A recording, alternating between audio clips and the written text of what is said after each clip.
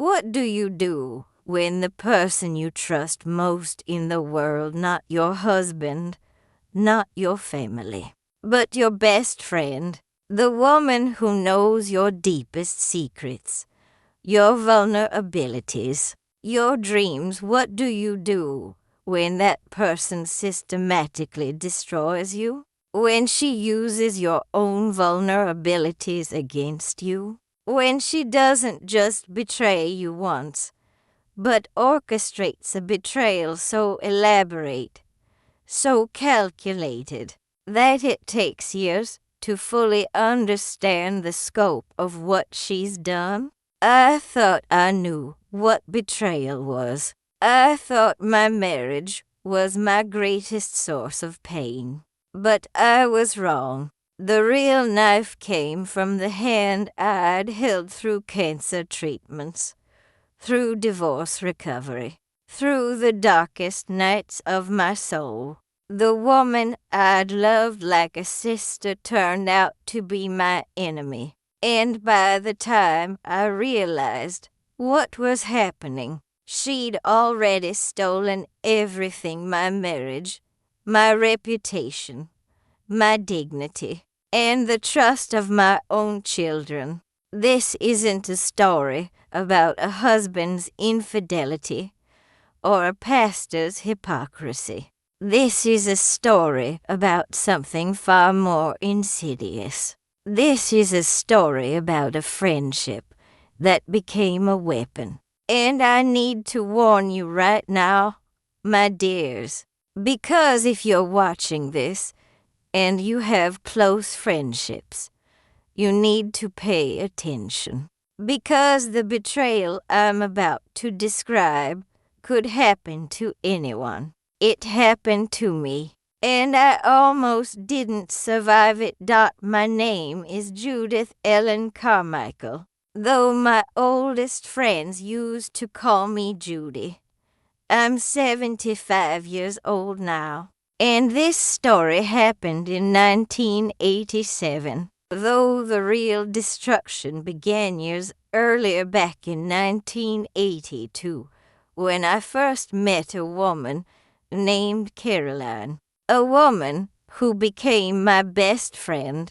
Before I continue, my dears, please like this video, subscribe to the channel, and comment where you're watching from. I'm asking you right now, comment. Tell me you're here, because this story is difficult to tell alone, and your presence matters to me. Now let me take you back to 1987, the year I discovered that my best friend wasn't my friend at all. She was my most dangerous enemy. Silverstone, Kentucky, population 7,200, a small town in the bluegrass region, where horses grazed in green pastures, and everyone's family. History stretched back generations. My husband,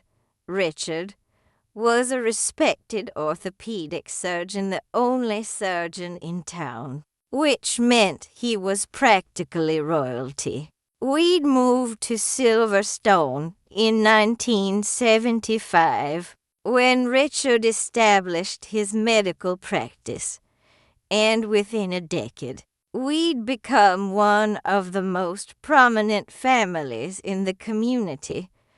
Richard was handsome, successful, powerful. He had the kind of presence that made people listen when he spoke. We had 3 children together: Alexandra, who was 19 in 1987, Thomas, who was 16, and little Emma, who was 8. They were beautiful children. Alexandra was studying pre-med at the University of Kentucky. Thomas was an honor student and star athlete. Emma was a bright, sensitive child who adored her father. Our life looked picture perfect. We lived in a sprawling colonial mansion on the edge of town, 14 rooms, 4 bathrooms, manicured gardens. I was a talented decorator, and I'd turned our home into something that looked like it belonged in an architectural magazine. Richard drove a BMW. I drove a Lexus. We took vacations to Europe every other year. We were the family everyone wanted to be. But I was lonely, my dears, terribly aching. Soul deep lonely. Richard worked 12-hour days at the clinic. He was often unavailable emotionally, distant, preoccupied with work. We'd been married 20 years, and the passion had long since faded. We'd become roommates more than partners. When we were together, we didn't really talk. We simply coexisted in the same space. Then I met Caroline at a charity luncheon in 1982.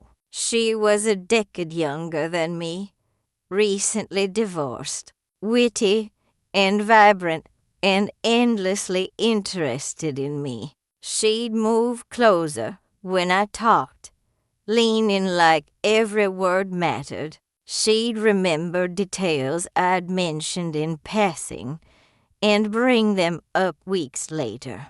For the first time in years, I felt truly seen, truly valued. We became inseparable. We'd have lunch together twice a week. We'd go shopping in Louisville. We'd talk on the phone for hours late into the night, sharing secrets, fears, dreams. I told her everything. I told her about Richard's emotional distance. I told her about my feeling that life was passing me by. I told her about my fear that I'd wasted my best years on a man who didn't truly love me. Caroline listened to everything. She held my hand. She told me I deserved better. She made me feel like my pain mattered. She became, quite literally, my only true confidant. I didn't notice that she was also befriending my family. I didn't notice how she'd visit Richard's clinic with work questions. I didn't notice how she'd suddenly show up at family dinners. I didn't notice how she was weaving herself into the fabric of my life, becoming indispensable, becoming trusted. Little did I know that Caroline wasn't my friend. She was a predator, and I'd invited her directly into my home. Looking back now, I can see the moments I should have questioned, the moments I should have seen what was happening. The first thing was how much time Caroline suddenly started spending with Richard. She'd drop by the clinic to get his medical opinion on various ailments. She'd call him late at night with emergency questions about her health. When I'd mention it, she'd laugh it off. "He's just being helpful," she'd say. "He's such a good doctor. I'm lucky to have him so available." Then there were the private conversations. I'd come downstairs and find Caroline and Richard talking in his study, the door mostly closed. When I'd enter, they'd stop abruptly and change the subject. "What were you two talking about?" I'd ask casually. "Business," Richard would say vaguely. "Nothing interesting." Caroline would just smile her knowing smile and say nothing. But here's what really should have alarmed me. Caroline's behavior began to change. She became less interested in me. She'd cancel plans. When we did get together, she'd check her phone constantly. She'd have this faraway look in her eyes, like she was thinking about someone else. Is everything okay? I'd ask her. Of course, she'd say brightly, just a little distracted today. Then came the financial anomalies. Richard suddenly wanted to increase our life insurance. He made changes to our will that he wouldn't explain. He became secretive about our accounts in ways he'd never been before. Why do you need me to sign all these documents? I asked him once, confused by the stack of papers. Standard financial planning, he said, not meeting my eyes. Don't worry about it. But I was worried. Something felt wrong. Something felt fundamentally, terrifyingly wrong. There was also the matter of the photos. I found them by accident when I was looking for the camera to take pictures of a new flower arrangement. They were in the back of Richard's desk drawer photographs of Richard and Caroline together. Richard with his arm around her. Richard kissing her cheek. Richard looking at her with an expression. I'd never seen him direct at me an expression of genuine tenderness and affection. My hands were shaking as I held the photographs. I couldn't breathe. I couldn't process what I was seeing. When I confronted Richard that evening, he didn't deny it. He didn't even try. It happened, he said coldly. It's been happening for 2 years. And honestly, I'm relieved you know. 2 years. 2 years of my best friend and my husband having an affair. 2 years while I was confiding my marriage problems to the woman who was causing them. 2 years while she was holding my hand and listening to my pain, knowing full well that she was the source of it.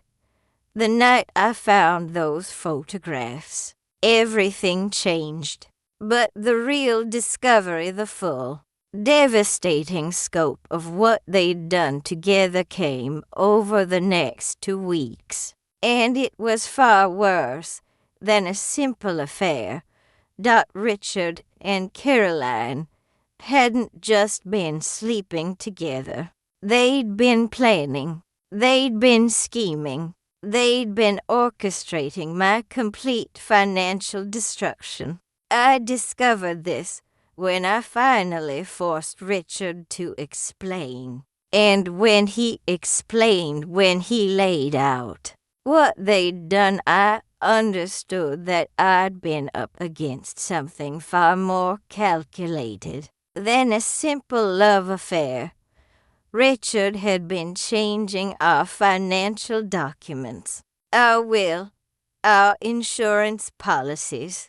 He'd been consulting with a lawyer Caroline had recommended, about how to divorce me in a way that would leave me with almost nothing. They'd planned it meticulously. They'd identified that in Kentucky, if they could prove infidelity on my part, they could challenge the marital assets. And Caroline, my best friend Caroline, had agreed to testify that I'd propositioned her, that I'd come onto her sexually, and she rejected me. It was a lie designed to destroy me, a lie that would make me look insane, unstable, desperate. A lie that would give Richard grounds to take everything, the house,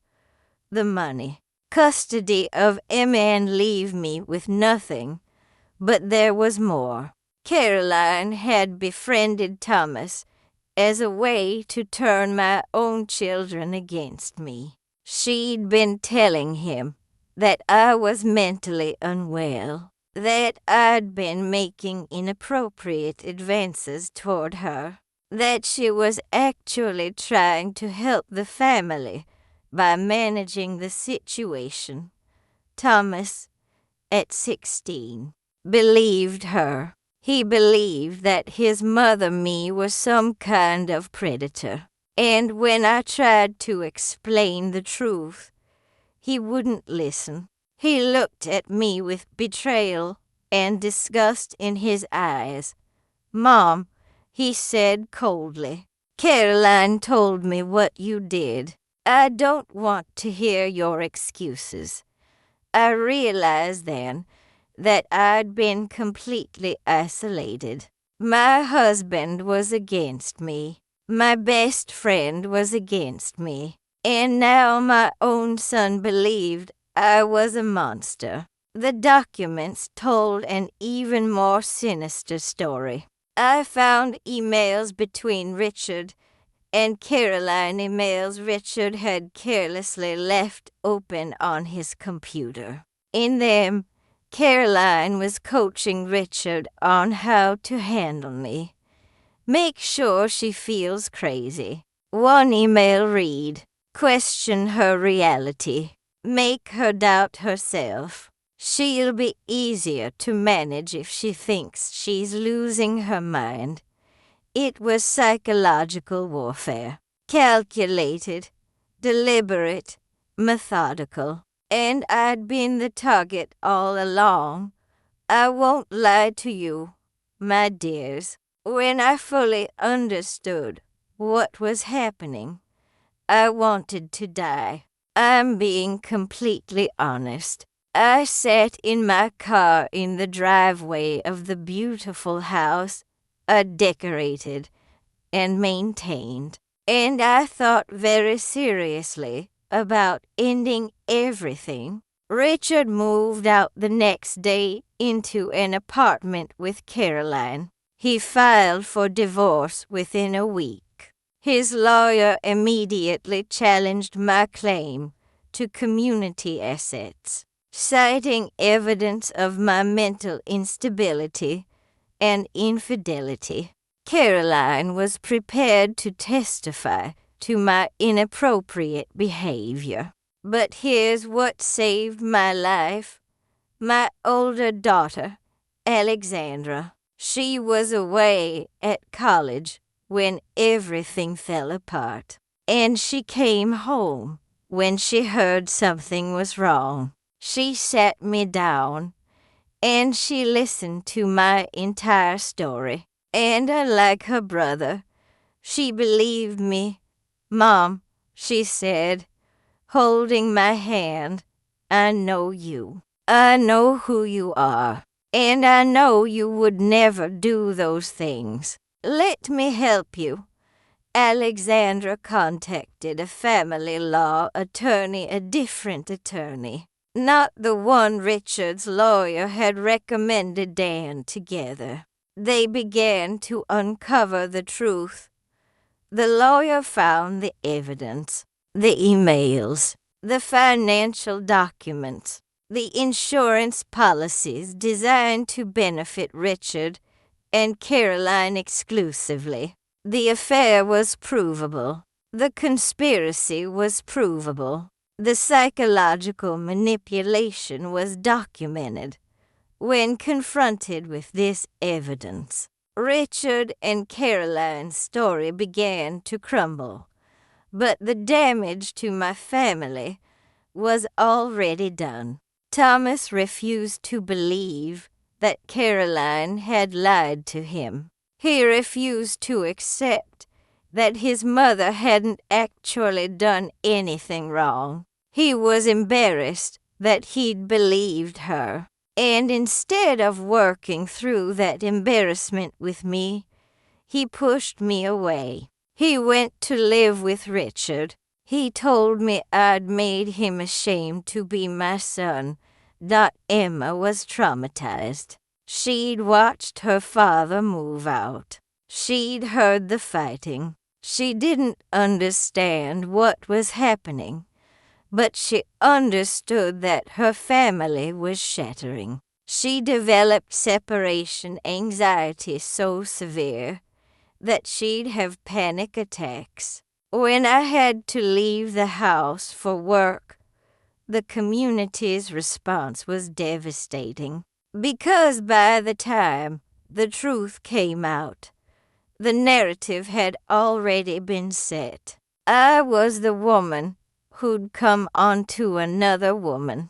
I was the woman whose mental state was questionable. I was the woman whose marriage had fallen apart because of her own instability, even though the courts eventually ruled in my favor, even though the psychological manipulation and conspiracy were acknowledged. The damage was done. I was no longer the respected wife of the town's most prominent surgeon. I was the unstable woman, the woman with marital problems, the woman who'd lost her mind. I lost my position on the hospital auxiliary board. I lost my friendships. Women who'd been my friends for years stopped returning my calls. I'd go to the grocery store and feel the weight of judgment pressing down on me, and the financial impact was catastrophic. Even though I won the divorce settlement, Richard's business accounts suddenly showed much less money than I knew they should have. He'd been moving funds around, hiding them. The settlement I received was a fraction of what it should have been. I had the house, but I couldn't afford to keep it. The property taxes were $18,000 a year. I had maybe $60,000 from the settlement, and after legal fees, I had nothing left. I sold the mansion in December 1987, 3 months after finding those photographs. I sold it for 20% less than market value because I needed to sell quickly. I needed to get out of that beautiful prison with the proceeds from the house sale. After legal fees and taxes, I netted approximately $180,000. It had to last me and Emma indefinitely. Emma was only 8. I had at least 10 years of childcare ahead of me. I rented a small 3-bedroom apartment on the east side of Silverstone. The rent was $900 a month. I had to find work. I was 47 years old, and I'd never had a real job. I'd been a housewife for 20 years. I had a high school diploma and a talent for interior decoration, neither of which was particularly marketable. I started cleaning houses. I'd knock on doors in the neighborhoods where I used to have friends, and I'd offer to clean for $10 an hour. Most people said no, but a few said yes. By January 1988, I had 4 houses I was cleaning weekly.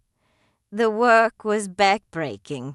My hands became raw and cracked from the chemicals and hot water. My knees hurt constantly from kneeling on hard tile and carpet. My back ached so severely by the end of each day that I could barely get out of bed at night. I also started doing other women's alterations, hemming pants, letting out seams, repairing torn seams. I'd charge $5 to $15 per alteration. By February 1988, I was making about $300 per week from this work. I also started baking. Not fancy cakes, but simple, basic items. Bread, brownies, apple cobbler, sugar cookies. I'd sell them at a local farmer's market for $1 or $2 each. The income was minimal, but everything helped out by March 1988. I was working approximately 70 hours per week across all these jobs, and I was making approximately $1,400 per month. That was barely enough to cover rent, utilities, food, and Emma's childcare. Emma was struggling. She was in 3rd grade, and she was a shell of her former self. She was having nightmares about the divorce. She was having panic attacks when I had to work. She developed a stutter. Her teacher reported that she was struggling academically and socially. I couldn't afford a therapist, so I did my best. I held her.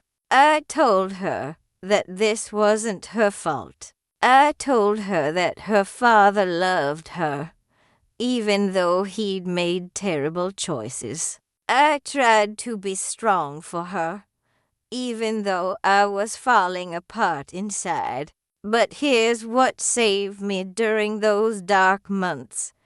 A letter.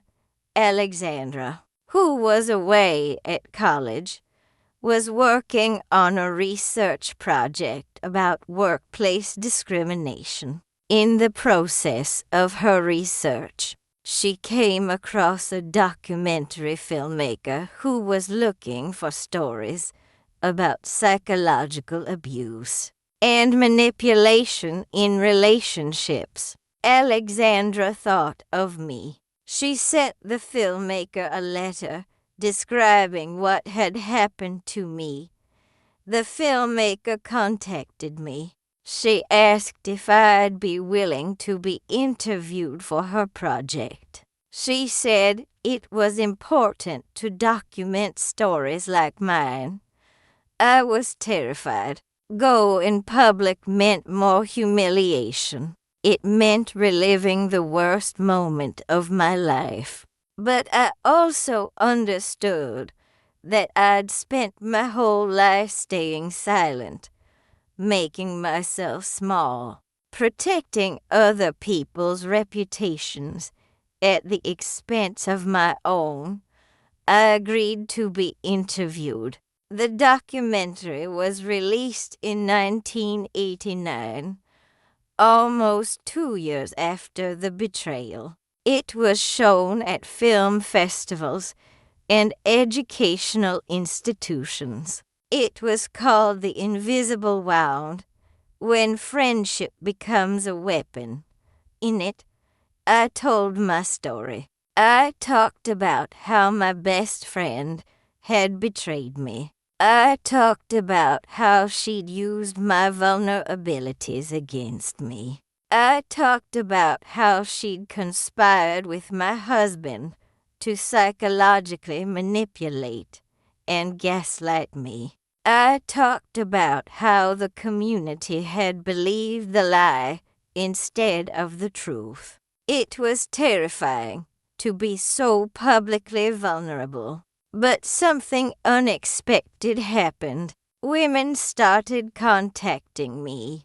Dozens of them. Then hundreds. Women who'd experienced similar betrayals. Women who'd been gaslit by people they trusted.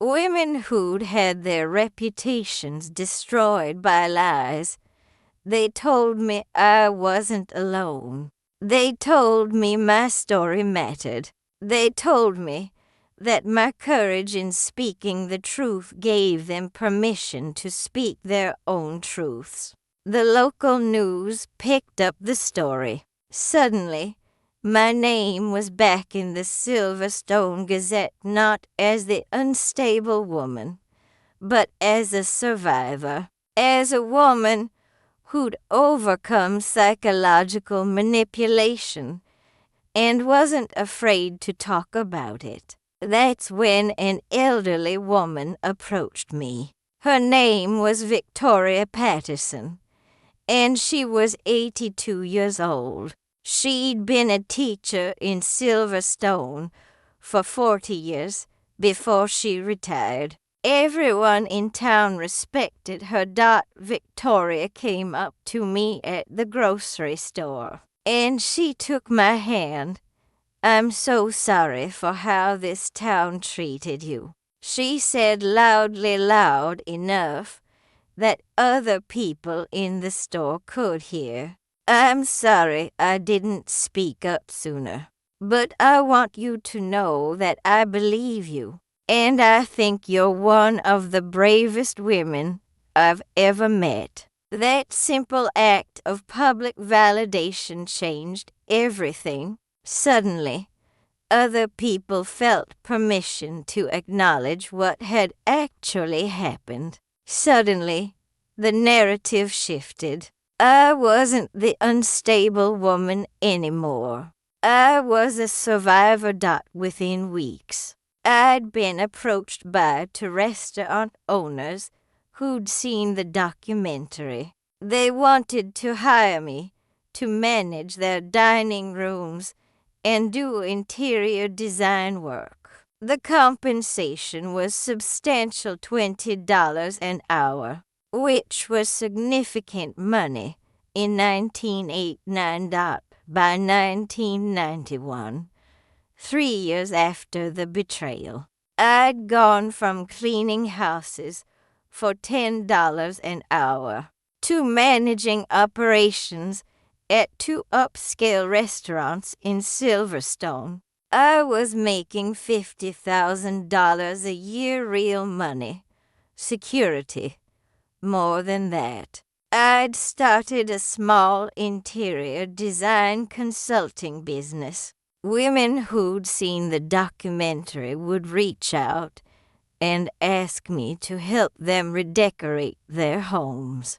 I charged $200 per consultation, plus materials. Within a year, I had more clients than I could handle. Alexandra graduated from the University of Kentucky in 1989 and went to law school. She's now a family law attorney specializing in cases involving psychological abuse and financial manipulation in divorces. She works pro bono for many of her clients.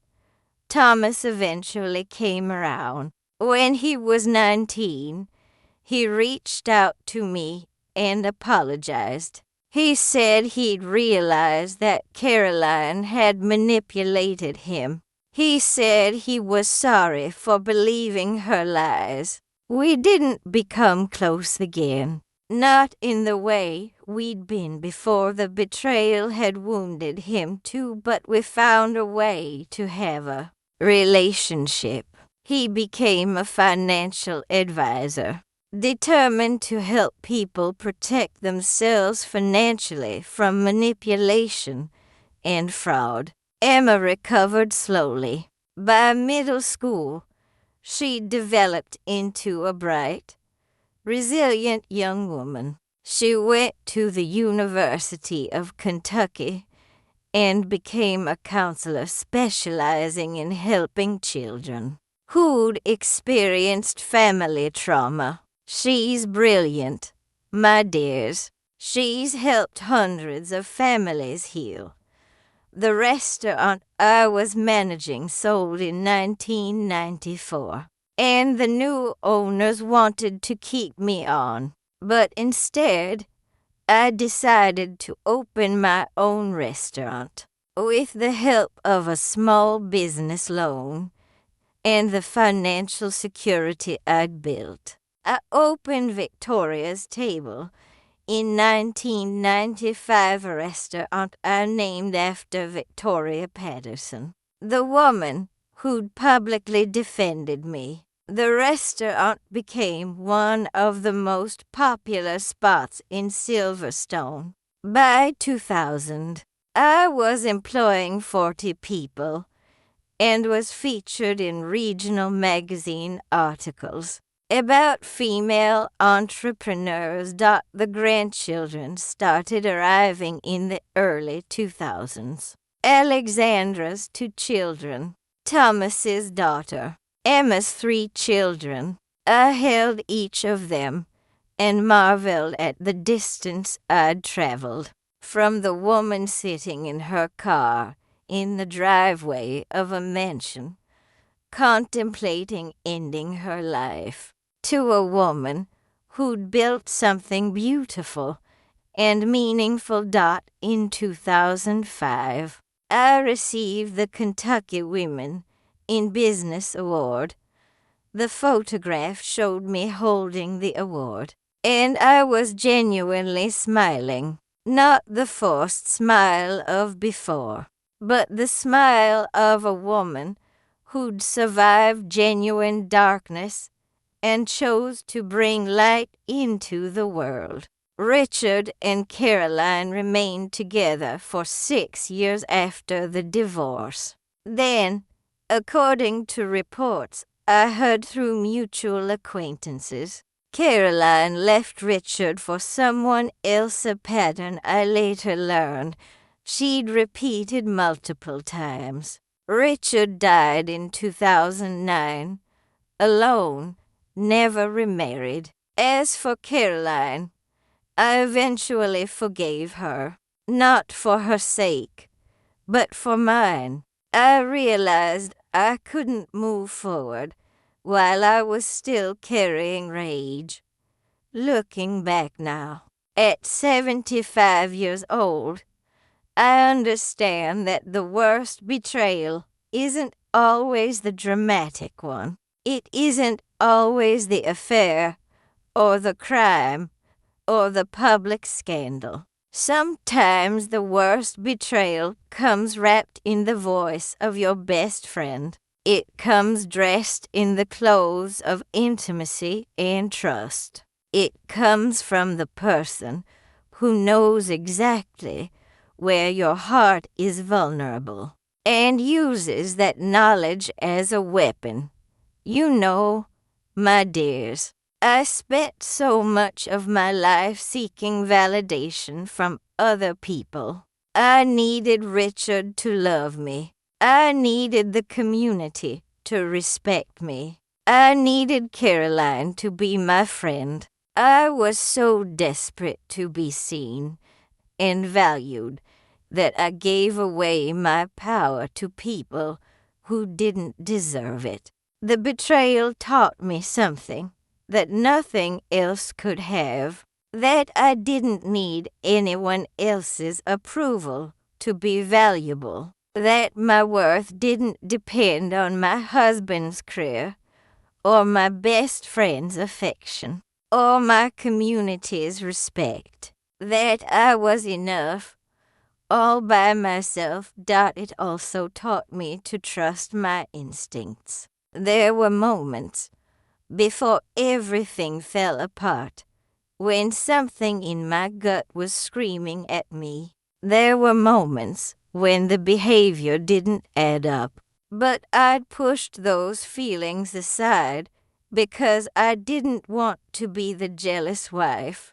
or the paranoid friend. I'd made myself smaller and quieter and less trusting of my own intuition.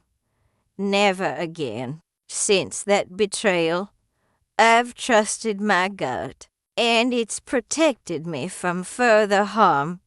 Most importantly, my dears, That betrayal taught me that you can survive anything. The devastation I felt when I understood what had happened, I thought it would kill me. I thought I couldn't live through it, but I did. I not only survived, I thrived. I built something beautiful. I raised my children through it. I helped other women who'd experienced similar pain. If you're in the middle of a betrayal right now, if you're experiencing the shock of discovering that someone you trusted deeply was using you, know this: you will survive this. You will understand it eventually. You will build something new and beautiful. You will become stronger. You will heal. The best friend I lost taught me the most important lesson: that true friendship is rare and precious and worth protecting. That the people we let close to us need to be worthy of that trust. And that sometimes losing the people we thought were our closest friends is actually a gift, because it clears space for real friendships to grow. Thank you for listening to me today. Don't forget to like the video and subscribe to the channel so you don't miss our next stories.